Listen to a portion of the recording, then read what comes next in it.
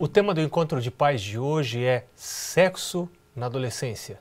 As consequências, os riscos e como nós pais podemos fazer para dirigir o início da vida sexual dos nossos filhos, que deve acontecer, deve ter o seu ápice no casamento, deve acontecer dentro do casamento. Para falar sobre esse assunto, está aqui com a gente o Dr. Antônio Estrada. Ele possui um mestrado em teologia, mestrado em terapia da família, também um doutorado em psicologia familiar e é professor na Universidade Adventista de Monte Morelos, no México. O senhor também é investigador, tem trabalhado com pesquisas. Que conclusões se tem chegado sobre assim, o desenvolvimento da sexualidade já na adolescência? É uma parte inevitável que os pais temos que falar. Muitos pais não falam, porque a situação fica assim um pouco complicada, fica meio chato, e alguns dizem, o filho sabe mais que eu. Quizás saiba mais algumas coisas, mas não sabe outras. Como é que o pai pode fazer para saber mais o que falar para o filho? O sexo é um assunto natural, devemos falar em forma natural, assim como falamos das estrelas, da comida, da economia, da política, da religião. O sexo é parte da vida.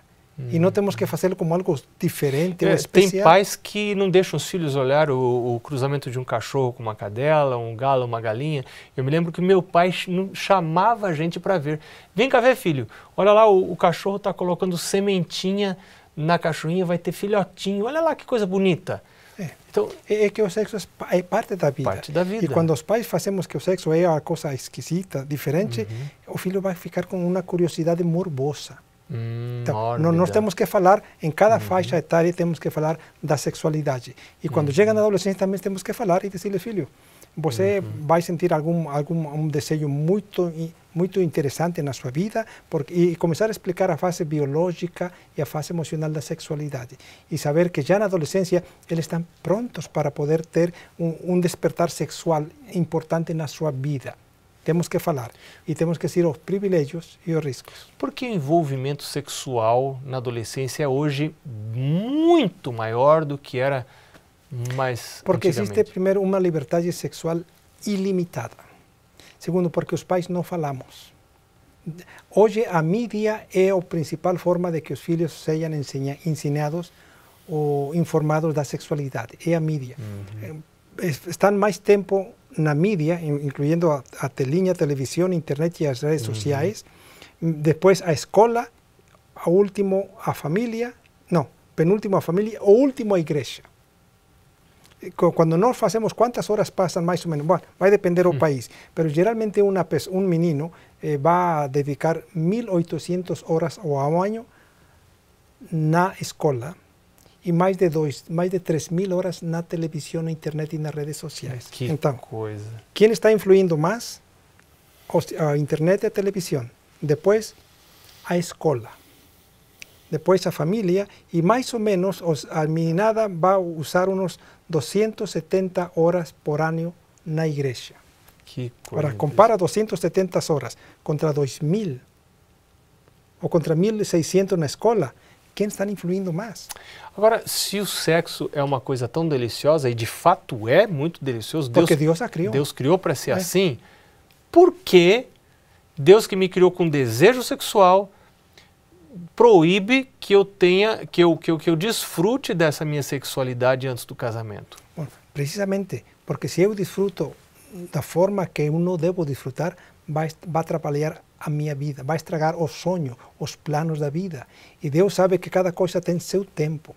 Por exemplo, muitas pessoas dizem, e por que não? Por que não? Deus não fala.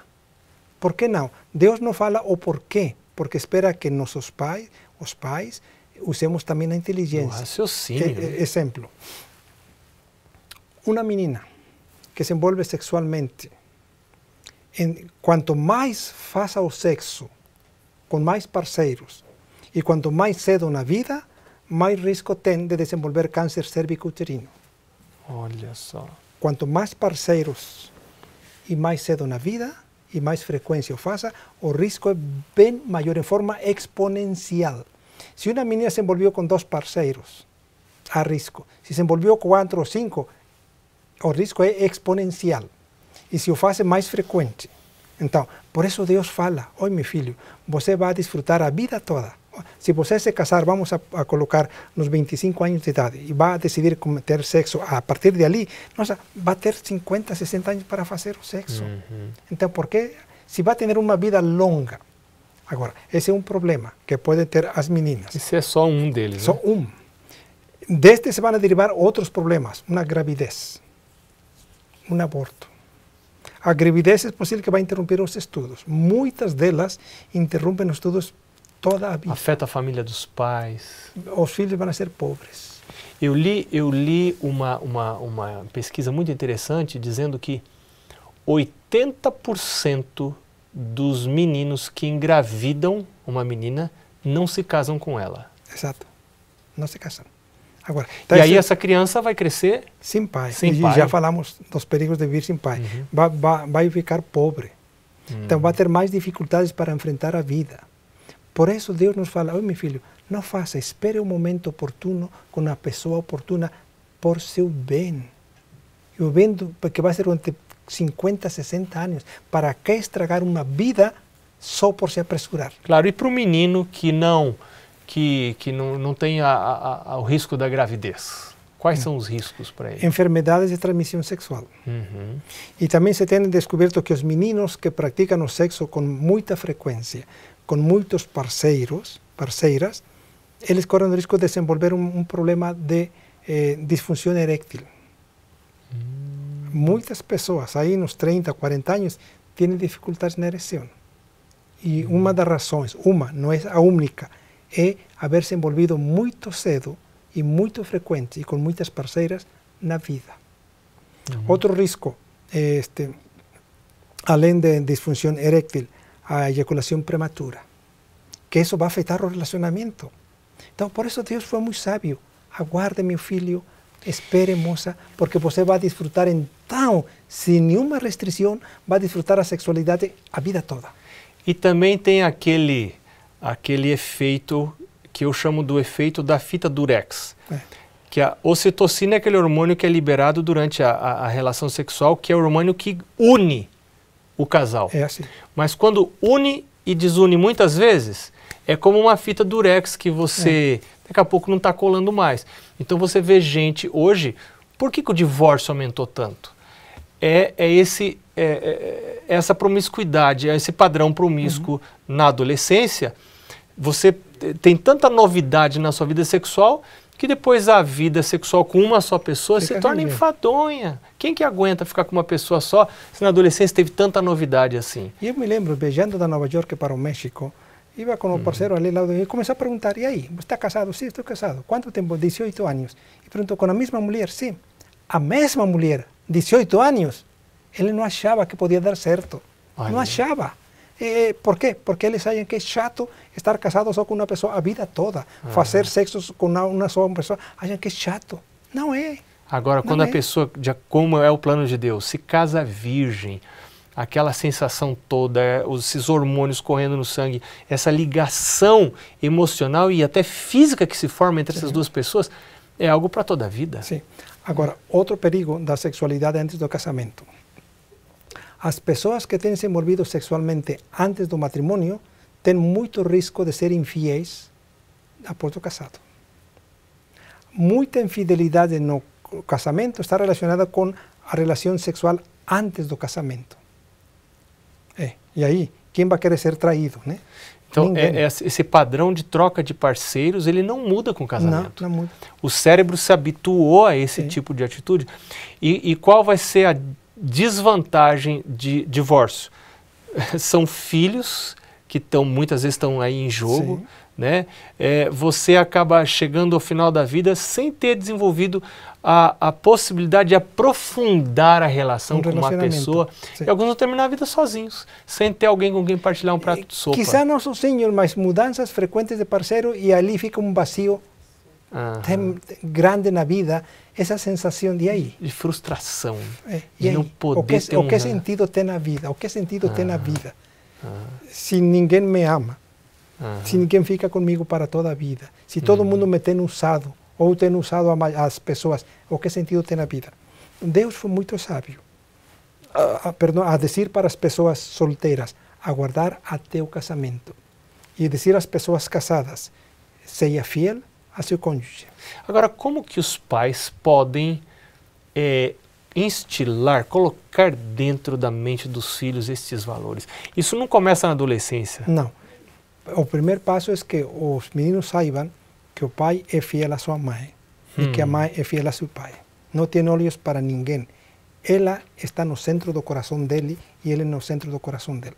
Os filhos devem saber que o pai está comprometido a vida toda com sua mãe, porque é melhor ensinar assim pelo exemplo.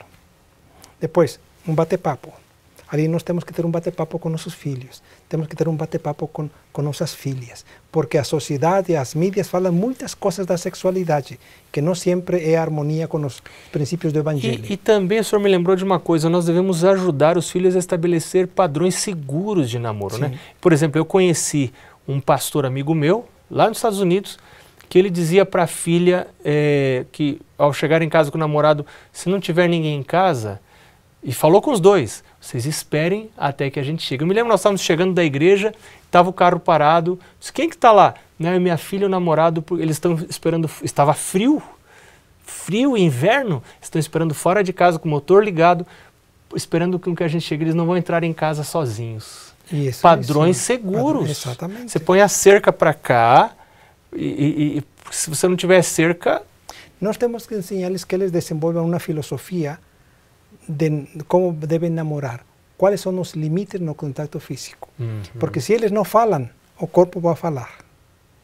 Então, cada casal deve definir os limites no namoro, os limites do contato físico. No namoro dos filhos. E aí entram as regras que você, o amigo de você acabam de falar. Então, é muito importante falar com nossos filhos em toda a faixa etária da importância da sexualidade. É um precioso dom do Senhor. Foi dado para nossa alegria, nossa felicidade, mas no tempo certo, com a pessoa certa. Quando nós falamos isto, nossos filhos vão sabendo como usar o sexo de uma forma respetuosa, de uma forma responsável e saber que o sexo é sagrado. Ah, que coisa maravilhosa. Então, você pai, fale com seu filho da importância da virginidade, com sua menina, a importância da pureza. Deus deu o sexo e espera que nós sejamos responsáveis para a glória dele e para a bênção de cada um de nós. Que coisa boa, quanta coisa boa nós aprendemos hoje, nossa memória foi reavivada em várias coisas que talvez já sabíamos, mas a gente precisava relembrar, né? Nós somos os fiadores do namoro dos nossos filhos. Nós temos muita influência no futuro desses filhos. É razoável você colocar limites no namoro dos seus filhos adolescentes, mas para isso você tem que ser amigo deles. Amigo, o senhor já disse que o pai é pai e não é amigo, né? Mas deve ser amigável, deve ser uma pessoa a quem eles admirem, que respeitem, uma pessoa boa, que eles vejam Deus em você. Não ser bobo, mas eles vejam Deus em você. Bem, nós vamos ficando por aqui. Nós vamos para o nosso último programa, que é sobre a religiosidade, muito importante. Convido você para estar com a gente, mas você vai ficando aí com as perguntas e com a dinâmica de grupo. Baixe lá do nosso site as perguntas para responder em grupo e nós nos encontramos no nosso próximo programa Encontro de Pais. Até lá!